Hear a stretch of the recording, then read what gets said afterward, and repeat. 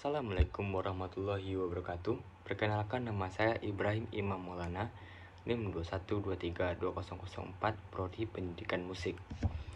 Kali ini, dalam video presentasi kali ini, saya akan membahas tentang proses administrasi PTK. Terus, kesejahteraan PTK. Yang ketiga, cuti PTK. Yang pertama, saya akan membahas tentang proses administrasi PTK. Proses administrasi PTK yang tak lain perencanaan, pengadaan, penempatan, dan orientasi. Yang pertama, perencanaan. Sebelum adanya pengumuman dari dibukanya lowongan pekerjaan bagi PTK, maka sebelumnya ada perencanaan yang matang dari lembaga yang membutuhkan PTK. Suatu kegiatan harus direncanakan terlebih dahulu baru dilakukan kegiatan tersebut. Yang kedua, pengadaan. Pengadaan tenaga personil adalah proses kegiatan untuk mengisi formasi yang kosong. Perlu diketahui bahwa lowongannya suatu formasi di samping disebabkan karena pengembangan lembaga dengan menambah jabatan-jabatan baru, juga disebabkan oleh adanya personil lembaga yang berhenti. Afrensa 2019. Pengadaan tenaga kependidikan diselenggarakan dengan langkah-langkah sebagai berikut. A. Pengumuman adanya formasi baru. Pengumuman ini bertujuan untuk memberitahukan kepada khalayak ramai bahwasanya ada lowongan untuk PTK di suatu lembaga. Pengumuman ini berupa media cetak maupun media elektronik. Hal yang harus dicantumkan dalam pengumuman pengaduan tenaga kependidikan yaitu: pertama, jenis-jenis pegawai yang dibutuhkan. Kedua, persyaratan yang harus dipenuhi. Ketiga, batas waktu berakhir pendaftaran. Keempat, alamat pengajuan lamaran. Kelima, lain-lainnya yang dianggap penting. Yang B, pendaftaran. Pendaftaran dilakukan setelah pengumuman tersebar. C, seleksi atau penyaringan. Setelah semua berkas sampai kepada tim pengadaan tenaga pendidikan, maka semua berkas tersebut akan diseleksi dan akan disaring siapa-siapa saja yang memenuhi kriteria dari persyaratan yang telah ditetapkan. Dalam pengadaan tenaga pendidikan, penyaringan dilaksanakan melalui 3 tahap, yaitu penyaringan administratif, ujian atau tes, dan pemeriksaan medis atau kesehatan. B. Pengumuman. Setelah semua tahap dilalui, maka akan diumumkan siapa yang berhak atau layak untuk mengisi tempat PTK yang telah kosong tersebut. Orang yang namanya tertera dalam daftar kelulusan adalah orang yang siap dan akan mengabdi kepada kerjaannya. Yang ketiga, penempatan. Penempatan mengandung unsur uji coba yang menyebabkan adanya tindakan penempatan kembali. Namun pada dasarnya, penempatan tenaga kependidikan merupakan tindakan yang menentukan keluaran dan komposisi ketenagaan dilihat dari kepentingan keseimbangan struktur organisasi pendidikan nasional. Tindakan penempatan merupakan tindakan terpadu antara apa yang dapat tenaga baru diperlakukan pekerjaan dengan tuntutan-tuntutan pekerjaan, kewajiban-kewajiban, dan hal-hal yang ditawarkan dari jawaban tersebut. Karena itu, suatu prinsip yang mengatakan the right man on the right place, orang yang tepat pada tempat yang tepat, haruslah dipenuhi. Dalam konteks penempatan ini, adanya mutasi atau perpindahan pegawai dari satu daerah ke daerah lain atau dari satu bidang kerja ke bidang kerja yang lain dapat dilakukan dengan memperhatikan kebutuhan.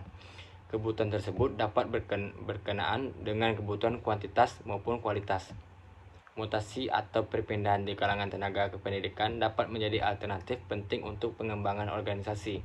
Menurut penempatan adalah proses penanganan pegawai baru yang sudah melaksanakan pelaksanaan ulang untuk diberitahu pada bagian seksi mana mereka ditempatkan. Yang keempat, orientasi. Orientasi merupakan upaya memperkenalkan seorang tenaga kependidikan yang baru terhadap situasi dan kondisi pekerjaan atau jabatannya. Ada juga yang berpendapat orientasi adalah suatu proses pemberian pemahaman kepada peserta tentang segala sesuatu yang berkaitan dengan latihan yang diadakan tujuan agar seseorang itu secepatnya dapat menyesuaikan diri terhadap orang-orang atau tenaga kependidikan lainnya atau para peserta didik, falsafah, maksud dan tujuan-tujuan yang mendasari pelaksanaan pekerjaan, kebiasaan-kebiasaan. Usaha-usaha pembaruan yang berlangsung dan kesempatan-kesempatan untuk tumbuh dan berkembang dalam profesi atau karir di masa yang akan datang.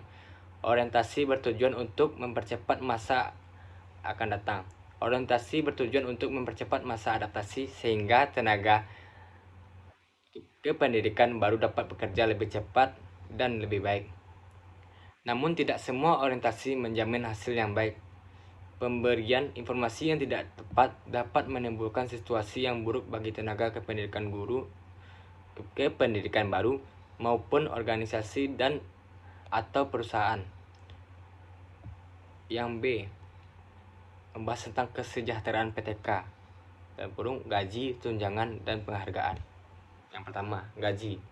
Dalam Undang-Undang Nomor 14 Tahun 2005 tentang guru dan dosen, dinyatakan bahwa yang dimaksud dengan gaji adalah hak yang diterima oleh guru atau dosen atas pekerjaannya dari penyelenggaraan pendidikan atau satuan pendidikan dalam bentuk finansial secara berkala, sesuai dengan peraturan perundang-undangan. Di dalam peraturan pemerintah Republik Indonesia nomor 25 tahun 2011 tentang perubahan ke-12 Peraturan Pemerintahan Nomor 7 Tahun 1977 tentang Peraturan Gaji Pegawai Negeri Sipil, pada bab 2 pasal 4 dinyatakan bahwa PNS atau termasuk guru PNS diberi gaji pokok berdasarkan golongan dan ruang yang ditetapkan untuk pangkat tersebut. Sedangkan pada pasal 5 dikatakan pula bahwa seorang yang diangkat menjadi calon pegawai negeri sipil diberi gaji pokok 80% dari gaji pokok seperti yang dinyatakan pada pasal 4. Selain diberi gaji pokok, seorang PNS atau termasuk guru akan mendapat kenaikan gaji berkala apabila telah memenuhi persyaratan seperti telah mencapai masa kerja golongan dan penilaian pelaksanaan pekerjaan sekurang-kurangnya cukup. Di samping kenaikan gaji berkala, seorang PNS juga diberi tunjangan keluarga dan tunjangan jabatan. Yang kedua itu tunjangan. Tunjangan profesi diberikan kepada guru yang telah memiliki sertifikat pendidikan yang diangkat oleh penyelenggara pendidikan dan satuan pendidikan yang diselenggarakan oleh masyarakat. Besarnya tunjangan profesi adalah sebesar gaji pokok guru tersebut.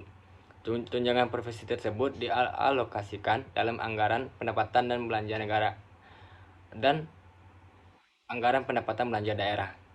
Hal ini dinyatakan dalam pasal 16 ayat 2 dan 3 Undang-Undang Nomor 14 Tahun 2005 tentang guru dan dosen saja. Tapi boleh juga dalam alokasi APBD. Namun, setiap tahun 2011, ini pembayaran tunjangan profesi guru belum dibebankan pada APBD kabupaten atau kota. Ketiga itu penghargaan.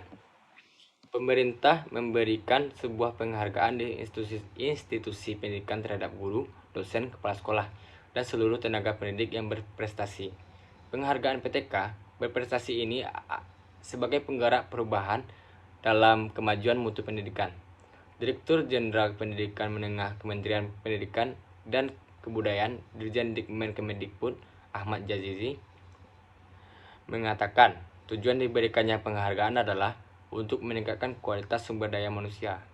Tujuan lainnya adalah untuk dapat meningkatkan mutu pendidikan ke arah yang lebih baik. Poin yang ketiga yaitu cuti PTK. Jenis-jenis cuti, terutama cuti tahunan. Cuti tahunan ini merupakan hak dari PNS atau CPNS yang telah bekerja secara terus-menerus selama sepanjang tahun. Selama cuti tahunan ini, PNS mendapatkan TPKPN. Yang kedua, cuti besar. Cuti besar merupakan hak dari PNS yang telah bekerja selama kurang dari 6 tahun.